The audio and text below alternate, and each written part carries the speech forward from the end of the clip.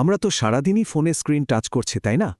কিন্তু কখনো কি মনে হয়েছে এই যে একটা সাধারণ কাছের মতো দেখতে জিনিস, এটা ঠিক কিভাবে বুঝে ফেলে আমাদের আঙুলটা ঠিক কোথায় পড়েছে? না, এটা কিন্তু কোনো জাদু-টাদু নয়, এর পেছনে আছে নিখাদ বিজ্ঞান। তো চলুন আজ এই খুবই সাধারণ প্রতিদিনের একটা প্রযুক্তির পেছনের আসল রহস্যটা জেনে নেওয়া যাক। দেখাই যাক একটা স্ক্রিন কিভাবে আমাদের টাচের ভাষাটা বোঝে। টাচ স্ক্রিনের গল্পটা যদি একদম শুরু থেকে ধরি তাহলে বলতে হয় এর আইডিয়াটা ছিল খুবই সাধারণ, চাপ বা প্রেশার। আর এই চাপকেই কাজে লাগিয়ে তৈরি হয়েছিল প্রথম জেনারেশনের টাচ স্ক্রিন, যেটাকে আমরা বলি রেজিস্টিভ টেকনোলজি। আর এখানেই কিন্তু আজকের স্মার্টফোনের সাথে পুরনো দিনের টাচস্ক্রিনের মূল পার্থক্যটা। একটা কাজ করে ইলেকট্রিসিটি দিয়ে, আর অন্যটা মানে এই রেজিস্টিভ স্ক্রিন কাজ করত সরাসরি ফিজিক্যাল প্রেশার বা চাপের ওপর। সোজা কথায় একটা হলো বল প্রয়োগের খেলা আর অন্যটা বিদ্যুতের। ব্যাপারটা আসলে খুবই সিম্পল। ধরুন স্ক্রিনের ভেতরে দুটো কন্ডাক্টিভ মানে বিদ্যুৎ পরিবাহী লেয়ার আছে, আর তাদের মধ্যে সামান্য একটু গ্যাপ বা ফাঁক রাখা আছে। এখন যখনই স্ক্রিনের ওপর চাপ দেওয়া হয় তখন কি হয়? ওপরের লেয়ারটা একটুখানি বেঁকে গিয়ে ঠিক নিচের লেয়ারটাকে টাচ করে, আর যেই মুহূর্তে তারা একে অপরকে স্পর্শ করল ঠিক সেই পয়েন্টে একটা ইলেকট্রিক্যাল সার্কিট কমপ্লিট হয়ে যায়।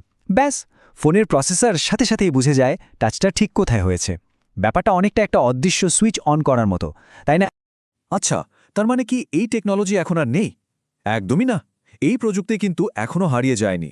পুরনো দিনের মোবাইল ফোন তো ছিলই, এখনও দেখবেন অনেক এটিএম মেশিনে বা দোকানে যে কার্ড সোয়াইপ করার মেশিনগুলো থাকে সেগুলোতে এই রেজিস্টিভ স্ক্রিনই ব্যবহার করা হয়। এর কারণটাও খুব সহজ, এটা যে কোনো কিছু দিয়েই চালানো যায়। আঙ্গুল হোক, কলমের ডগা হোক বা গ্লাভস পরা হাতি হোক, শুধু একটু চাপ দিতে পারলেই হলো। কিন্তু এখনকার দিনের স্মার্টফোনগুলো তো আরও অনেক বেশি স্মার্ট, তাই না? ওরা আর চাপের জন্য বসে থাকে না, ওরা ব্যবহার করে বিদ্যুৎ। আর এখানেই এন্ট্রি হয় আজকের হিরো টেকনোলজির ক্যাপাসিটিভ টেকনোলজি। এর পেছনের আসল কারিগরের নাম হল ইন্ডিয়াম টিন অক্সাইড বা সংক্ষেপে আইটিও। ভাবুন তো, এটা কাঁচের ওপর দেওয়া একটা একদম স্বচ্ছ, প্রায় অদৃশ্য একটা জালের মতো, যেটা বিদ্যুৎ পরিবহন করতে পারে।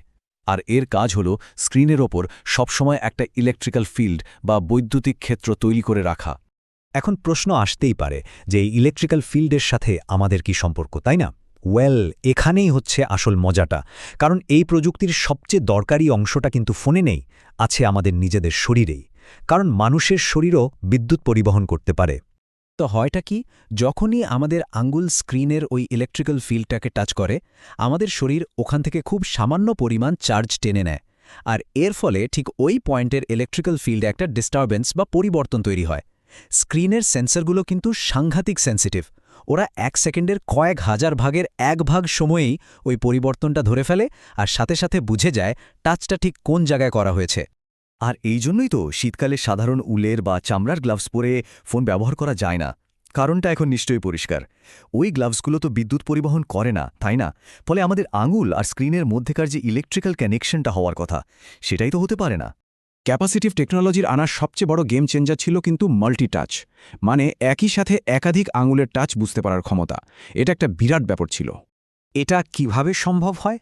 কারণ স্ক্রিনের নিচে আসলে একটা মাত্র সেন্সর থাকে না, থাকে হাজার হাজার ছোট্ট ছোট্ট সেন্সরের একটা গ্রিড বা জাল।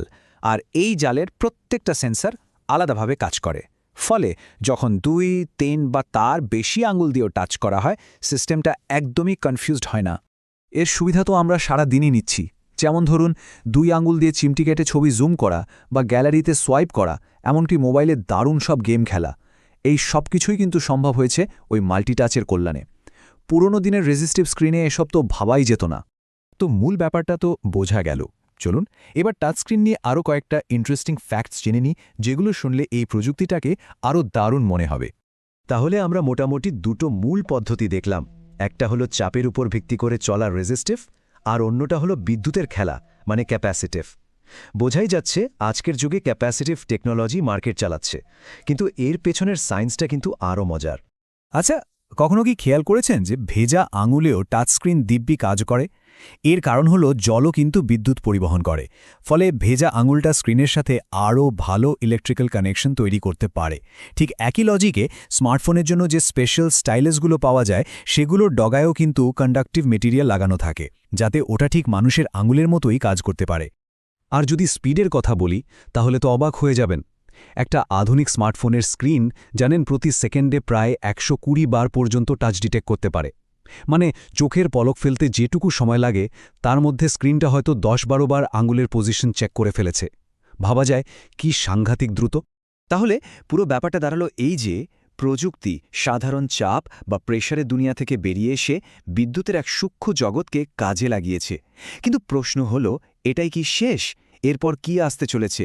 আমরা কি এমন এক ভবিষ্যতের দিকে এগোচ্ছি যেখানে স্ক্রিন টাচ করারও দরকার পড়বে না, শুধু